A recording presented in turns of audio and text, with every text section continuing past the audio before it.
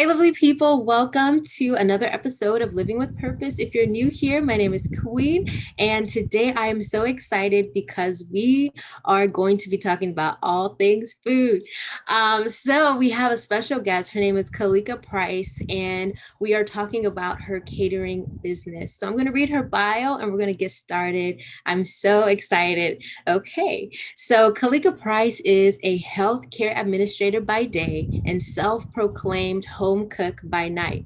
She currently resides in Los Angeles, where pre COVID, she enjoyed sightseeing and tasting all of the great food the city has to offer. During the pandemic, she has kept herself busy by cooking new recipes and beginning her catering business, Kalikas Catering.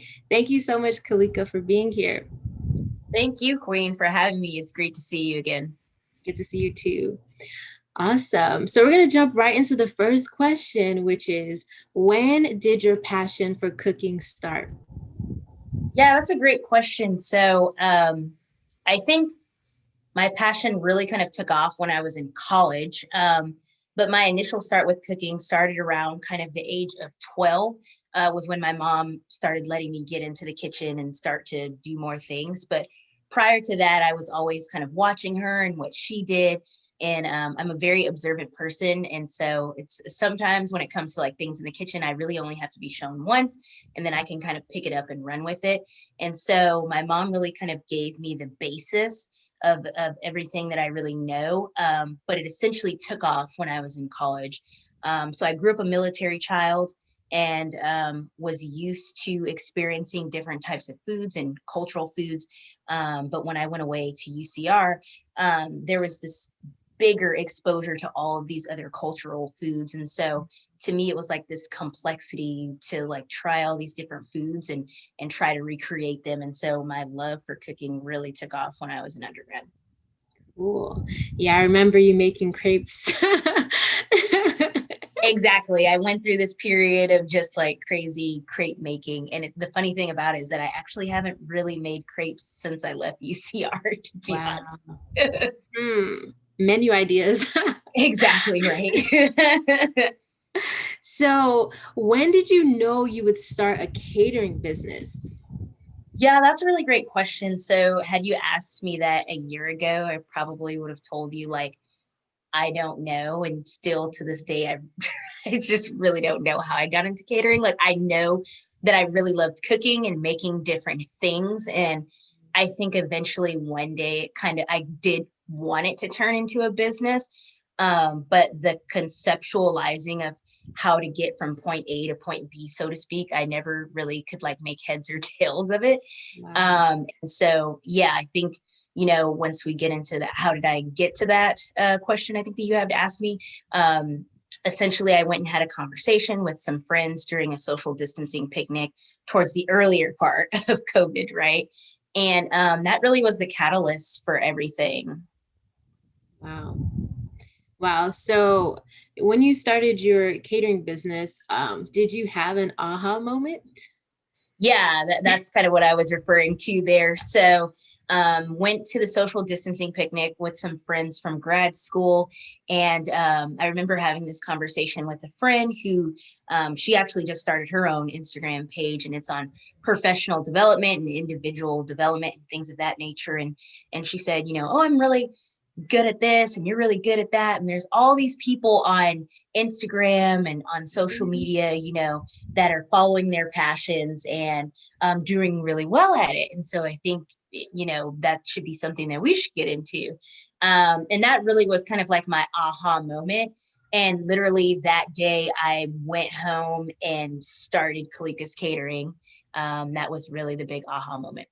Wow. And so when you began this journey, did you have any resistance, like resisting moments where you're like, oh, maybe I shouldn't do it? Yeah, I think the resistance, I mean, up until that point, there was nothing but resistance. I Oh, think I wow. have conversations with people and I tell them, like, literally, I've never seen myself as an entrepreneur. Mm, Yes, I did get my bachelor's degree in business, but I just never really fully saw it as being something that was in me.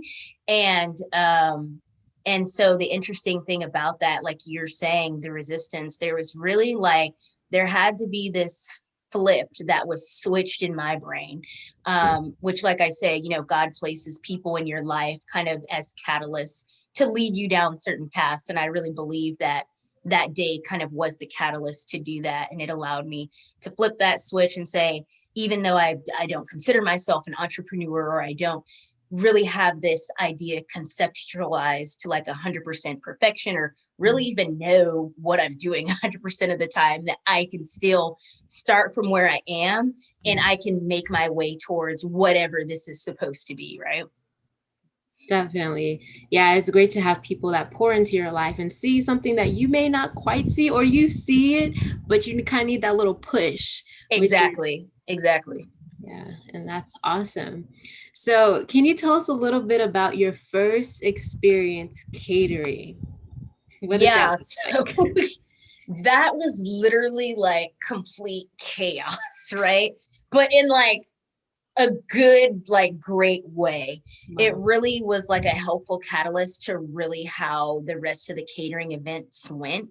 And so, like I said, I went home that day and I got started on building the little pieces here and there that I thought I needed to get to that day, right? Because I knew, like, oh, they're going to have a catering event late mid September, and what is it going to take to get me there?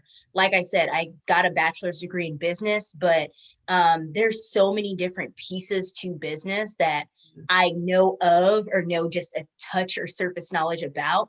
And so to get there, like really kind of figuring out pricing and where was I going to do my shopping at, and what was going to be the setup of the catering, right? Because you want to have things so that it's designed to have an efficient flow and just get people or get the food out the door, right? And then there was like a marketing piece. I have no background in marketing, and so really just pulling on skills that I earned in graduate school as an RA with using Canva. So there was a lot of different things, pricing food, that I had to figure out before I was going to get to that event. Then once the event happened, again, all of that planning that I did up until that point, it still was very chaotic. And so, like, in the beginning of the catering event, we lost power in my entire apartment. The circuit breaker just snapped and cut out. And I was over there flipping switches because we had two fryers going, right? And it turns out that literally half my apartment didn't have power, and still didn't after the catering event. Like, my landlord had to come in and change out the circuit breaker because we killed it with the two fryers. So Wow. we had to literally like pivot and be proactive and like move to the stove. And this is where the fish and the French fries are going to be fried now. And literally, I think that's like the beauty of catering. Like, it keeps you on your toes. You never really are sure of what's going to happen. You can plan all you want. And there is this real estate investor I had watched earlier on, and he talked about investing in real estate. He had no idea how to do it. He was from a country in Europe, and he didn't even know like how to do that here in America. And he said you pay a learning tax, right? And I feel like I'm still paying a learning tax to this day. It's like you just never really know everything, and you have to figure out things along the way as they arise. Awesome. So it's like you learned that, you have your business degree, but theory and practice is different. Exactly. Exactly. There's two totally different things about, being book smart and quote unquote street smart, right? And turning that into action and practice and operationalizing it, right? Definitely.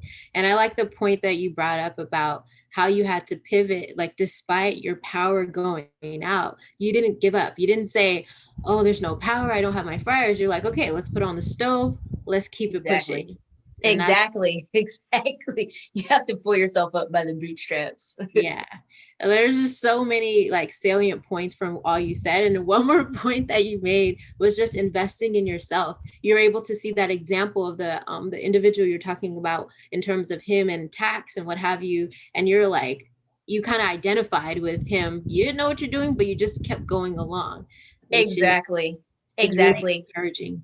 Yeah. Because I think the point is, at the end of the day, you hear it all the time.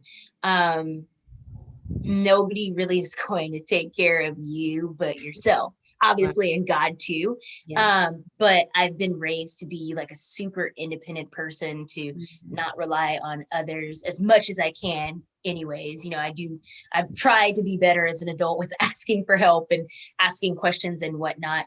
But the person that's going to progress you through your life is you. And so you have to invest in yourself, whether you 100% know what you're doing or not, because you're just never going to know it all. Exactly. Exactly. So, with your new business, how would you describe Kalika's Catering? What three words would you use to describe it? Yeah, I would say it's very eclectic, and it's fun and tasty. And so, why would I describe it as eclectic? I think earlier we were kind of discussing, was there things that were holding me back, and one of the things that was holding me back from starting a catering business was that I love to cook so much, right? And so I was thinking, like, oh, if I'm going to do this catering business, like, I have to put myself in a box, and I have to either make, Asian food, or I have to make soul food, or I have to make some specific type of food, and I have to just kind of branch off, right, from that, like, one main type of cuisine. And it really has not been like that at all. Literally, I've never really repeated a menu item still Wow. yet today. The only thing that's appeared twice on the menu, I think, is French fries. And everything else has been different, right? And so I say eclectic because it's always changing. There's always some different type of cultural food that I'm making. So I've done Southern, um, I've done like American style cuisine. I've done Asian cuisine. And so it's really eclectic. Like, you just never know what you're going to find at Kalika's Catering until you check out the menu, right? Wow. And fun, because I have a lot of fun doing what I'm doing, and putting all the love into the food, and Mhm. sometimes making dishes that I have never made yet. Of course, I have a lot of foundational knowledge, so it's me getting in the kitchen and like turning out a recipe, although I have never made it. And then tasty, because I obviously want the food to be great. If people are going to pay me for a Mhm. service, then it has to be top notch, and I'm not willing to slip on that at all. And there have literally been times where something hasn't turned out the way that I wanted it to on the catering day, right? And let's say, for example, I didn't have more of an ingredient that I needed or something, then I'm busting a beeline to the grocery store, because it's got to be right. It Yes. has to taste good, or people aren't going to come back, and they're not going to tell other people, right? Mm. That is so true. So true. And so, with your menu, I've seen, some of the items that you've had and they look so tasty. Can't wait till, you come around to my city. Exactly. But what is one dish that you were just like very proud of when you made it? Yeah, so I think the dish that I'm most proud of making, Mhm. was the sweet potato cinnamon rolls, and those Mhm. were a really big hit. And so again, like, I have a lot of foundational knowledge in my head. I know of the experiences that I have had, and I pull on those, right? Because um, I have my own catering business, but I'm also a foodie, and I love going to different restaurants. And so the way that the sweet potato cinnamon rolls came about was that it was fall, and so I was thinking, like, what's an item that I can put on the menu that's got fall flavors. Mhm. And I pulled on my experience going to the Central Coast a lot, to a restaurant called Old West Cinnamon Rolls, and they make these huge cinnamon rolls as big as your head. Wow. But again, it was fall, and with the Black culture, like, the sweet potato is like a really key food in Black cooking, with sweet potato pies and whatnot. And so I was like, I'm going to turn this into a sweet potato cinnamon roll. Some additional knowledge that I had pulled on before was that I had made sweet potato hamburger buns. And so I was like, well, this cinnamon roll is like a bread product, obviously. And so I'm going to add sweet potato to it. I'm just going to see what happens, right? And they turned out really good. And so where Old West cinnamon rolls comes into all of this is that they have a maple bacon cinnamon roll that they sell on their menu, and it's like a really nice combination of sweet and savory, which is a food combination that I really like myself. And so I was like, oh, I'm going to do the sweet potato cinnamon rolls. I'm going to have cream cheese frosting, and I'm going to offer bacon as a topping. And I think bacon was the top selling topping of that day. So Wow. that's really definitely one of the dishes that I'm most proud of. Awesome. And yeah, you definitely are a big foodie. And it just reminded me of on your Instagram, you do like 31 flavors of fall and winter. So do you want to tell us a little bit about that? Because I have seen a lot of interesting items you've brought. Yeah, so nice plug there, right? Yeah. So on my Instagram page, it's BLUICE213, Kalika Price, obviously. But yeah, during the fall and during the winter, I'm trying a new item that is released by companies every year. And so I've literally been doing it since I was in grad school for like the past 5 years. I just wrapped the final episode today on December 31st. So Wow. tune in and take a look. Yeah, exactly. And so that's really been a great and fun adventure to kind of go through, because it's so interesting to see what companies are going to turn out from year to year. And it's like, you think that after doing this for 5 years, I would have ran out of items, but I literally still have not tasted it all. And that's the Wow. crazy thing that allows me to do this series like year after year. Wow. And like what inspired you to start? What inspired that? Yeah. So again, with like the catalysts and God putting people in our life, like literally, I was with a friend who works in the industry, and I was just kind of spitballing an idea to her. We were in my car one day going somewhere, probably grocery shopping. I was just like, there's so many great things that all of these companies are putting out that are fall flavored, right? Because at that point it was right before fall. And I said, I literally could like go to the store and buy 31 items and have something different to try every day. And so I started playing around with the names. I was like, 31 flavors of fall. And she's like, yeah, I like that. I like that. And then I'm like, well, it has to be fun. I have to have like some type of fun like scale or rating system for how I'm going to rate the items. And so, I've went back to the core of it all, right? It being fall. And I was like, oh, it's going to be falling leaves. So my scale in fall is like on a scale of 1 to 5 falling leaves. And in winter, it's on a scale of 1 to 5 falling frosted snowflakes. Clearly, I like alliteration and things that rhyme.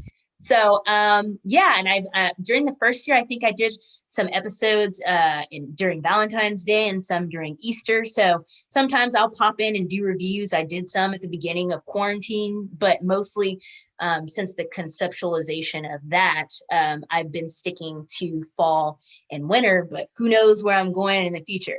Stay tuned. Yes, soon sponsorships. Exactly. Jesus' Collaborations and everything. yeah, that is so awesome. But reeling it back to Kalika's Catering, where do you see Kalika's Catering in the future? Yeah, that's a really great question. Because again, a year ago, Kalika's Catering was just like, I don't know, blurb in my mind, and it really had no tangible kind of pieces to it. Didn't even know I was going to start it. Didn't even know I was going to start it during a pandemic at that, right? And so I think my hope for Kalika's Catering in the future is to have a food truck. I really like the idea of being able to just travel around and pop up at different events, or even, Monday through Friday in different like business areas or work areas, and being able to serve the people of the community. And that I've watched the Great Food Truck Race on Food Yes. Network. Yeah. And Yes. it looks like so much fun. Again, it looks like chaotic, but it's like organized chaos. Yes. And it just really seems like a lot of fun. So I think that's definitely a place where I would like to take it. But who knows, even furthermore, there may be a brick and mortar. I'm just, waiting to see where God really takes it all. At the end of the day, it's really based on his timing and not necessarily mine. So, I'm just here and being a willing vessel. Wow, that's amazing. Yeah, I would love for you to have a food truck come to the IE, hint, Exactly, hint. exactly. So, with all that you do, your family, your career, and this catering business, how do you balance it all? Yeah, so I think really a silver lining to quarantine, to COVID-19, um, has really, at least for me, been this ability to balance all of these, right? Because during my previous job, I worked out in the field. I was driving all over LA, from like as far north to Ventura to as far south as Orange County, really depending on the region that I had. And so during this time, actually, I switched jobs. So I no longer work out in the field. I work mostly remotely. And really, that's just given me a lot of access to time, right? I'm not spending time commuting, going back and forth from the office or points of work. And so it's been fine to balance. Like I said, I live in LA. My parents actually live in the Central Valley. And so I usually talk to them about every day or every other day. And in terms of the catering, I'm doing it during off hours, or I may pop a post like during my lunch break or something. And then, of course, the weekend. So I'm preparing, I'm buying stuff, I'm running to the grocery store during off hours. So yeah, really during quarantine, it's actually been pretty okay with balancing everything. Wow. Yeah, and that's awesome that you said that there's a silver lining, to the pandemic. And I've seen that reoccurring theme. So that's awesome that you're able to utilize your time to start this business, which is Exactly. amazing. Yeah. And so in your catering business, how do you stay motivated catering? Yeah, I think the biggest motivation for me is just the ability to bring great tasting food to people during this time, and to bring joy and happiness to people during this time. Like I've talked to some of my customers, and they're like, "Man, you're bringing so much joy to quarantine," or "Your food is really great." Like I can, like several people have told me it really tastes like you put a lot of love into it. And I have a friend who's vegan, and she was literally eating like Alfredo pasta and was like, "This is so good. Like I can't stop eating it." And she's vegan, right? There's definitely dairy and cheese in Alfredo, or at least in that Alfredo sauce. And so really bringing like joy to people, bringing smiles to people's faces, making them happy through food has definitely kept me motivated.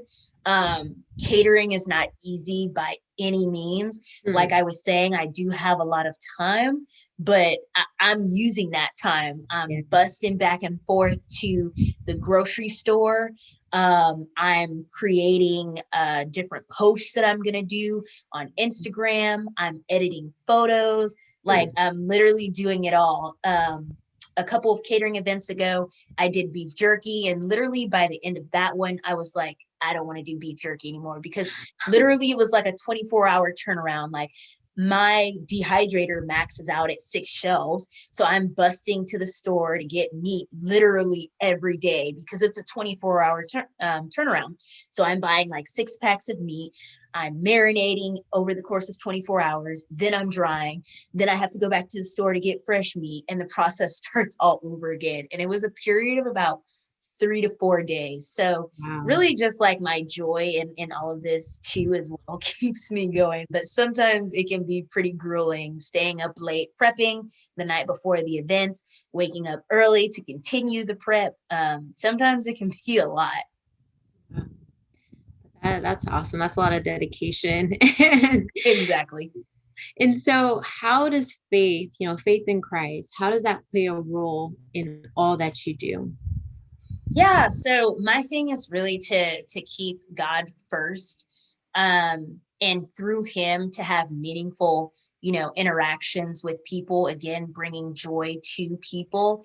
And I think especially out of all of this, is to remember to tithe, right? Mm. So literally all of the money that I get, I'm not keeping it to myself. I do have a 9 to 5 job too as well. And so I'm making sure that I'm taking my 10%, my tithe from my business, and putting it back and giving it back to God, because This really has been a blessing to me, and I've been able to bless others during this pandemic too as well.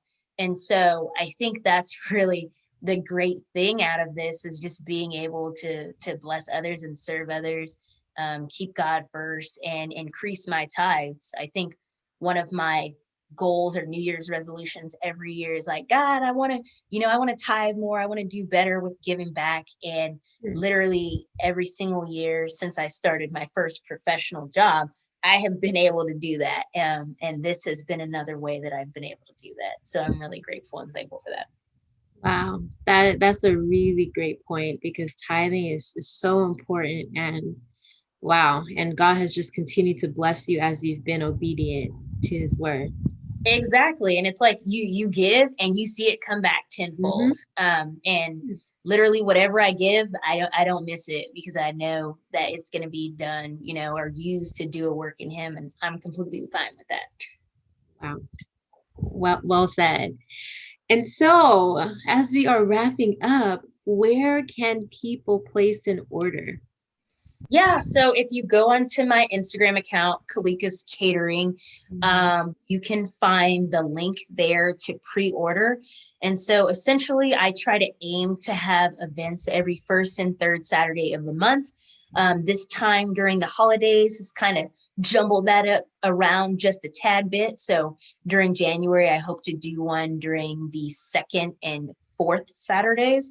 But back in February, we'll be back on track with the first and third. So just stay tuned to the Instagram account, and you'll see me, pop up and announce the menu, and you can place your order through the link. Awesome. And I'll definitely put that in the description below. Yeah, thank And you. yeah, of course. And so, do you plan or do you currently ship your products? Yeah, that's a great question. So, Mhm. no, I do not ship, but I've had a lot of questions concerning like shipping. I've had a lot of friends, especially from undergrad, volunteer to be guinea pigs. So the only thing that I shipped so far is the beef jerky, because I knew that that was shelf stable, it was dehydrated. And so literally I sent that as far north as Monterey, and Wow. as far like southeast as New Mexico, to people, and that's been about it for shipping.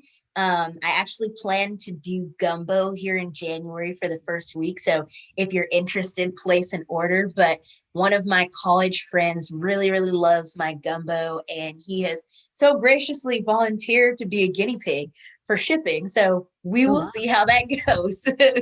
Yeah, keep us posted. Exactly. Awesome. So, can you give us some advice? So, what advice would you give to someone that wants to launch their business? And let's say a catering business, for example. Mhm. Yeah. So again, like I said, I don't know it all. I don't have a culinary degree or background. I have a bachelor's in business. I have a master's in healthcare administration. But if you really love cooking and you want to get into catering, I think the thing to do is to put in the work, right? There's really a lot of pieces. Like I said, there's a lot of facets to business, and you're not going to have to pull on all of them, but you'll have to pull on a great deal of them. And so if there's an area that you truly don't necessarily know about or want to find out more about, definitely put in the work to understand that, right? So there's the financial piece, there's the marketing piece, there is the selling piece. And it's almost kind of like I'm talking to myself, because again, these things I still don't 100% know about, right? And even in this world of like social media, especially on Instagram, you hear this keyword, right? Algorithm. And Yeah. how do you beat the algorithm? How do you get the algorithm to like you? It's like always Mhm. this kind of random like thing, like how do I figure this out, right? And so for me, one of my goals is to continue to grow my following and my page. For example, like I know I have friends and family that support and have added the account, but how do I make their friends and family followers of my page, right? That's like almost kind of like a key marketing piece and selling piece to it, and social media piece to it. So yeah, if you're interested in doing catering, pull on all of the base knowledge that you have, but again, just know you're going to pay a learning tax, and you should be trying to utilize your time after work, for example, or on weekends to kind of learn more about the areas that you need to further grow in so that you can grow your catering business. Nice. So having a 9 to 5 is not an excuse. Exactly. Yeah, I've heard you should have like a 9 to 5 and a 5 to 2. And I Wow. haven't quite reached the 5 to 2 time period. But when you're investing in yourself, when you're doing a business and it's just you, like literally you have to figure out 5 to 2 sounds crazy, but there are literally people out there doing 9 to 5, 5 to 2, grinding, putting in everything that they can to grow their business. And you see it all the time. Like people put in the work, they blow up, and they're able Hmm. to leave their 9 to 5, right? And So so I joke around with people all the time, and they ask, like, oh, what if Kalikas Catering takes off? And I'm like, I'm out, like I like working in healthcare. Don't get me wrong, but I really, really love like catering and cooking food and interacting with people. And cooking for me has always been so therapeutic and like peace wow. to like get in there with all of these different ingredients. And sometimes it's like a puzzle because I'm trying to get things to taste exactly like they are from the restaurant, right? And I just really enjoy a lot of aspects and facets of cooking and catering. And so I think that's why this has really worked out for me. Awesome. Wow. Well, thank you so much, Kalika, for your time and just sharing your wisdom with us because I'm like taking notes in my head, like so many things that I've picked from what you said. Yes. So if anyone is interested in reaching Kalika, making an order, seeing her 31 flavors of fall and winter, definitely check in the description. I'll put it all below. And thank you all so much for watching. Definitely subscribe to my channel if you're not already a part of the family so that you will not miss out on another episode of Living with Purpose. Until next time, God's blessings always. Take care.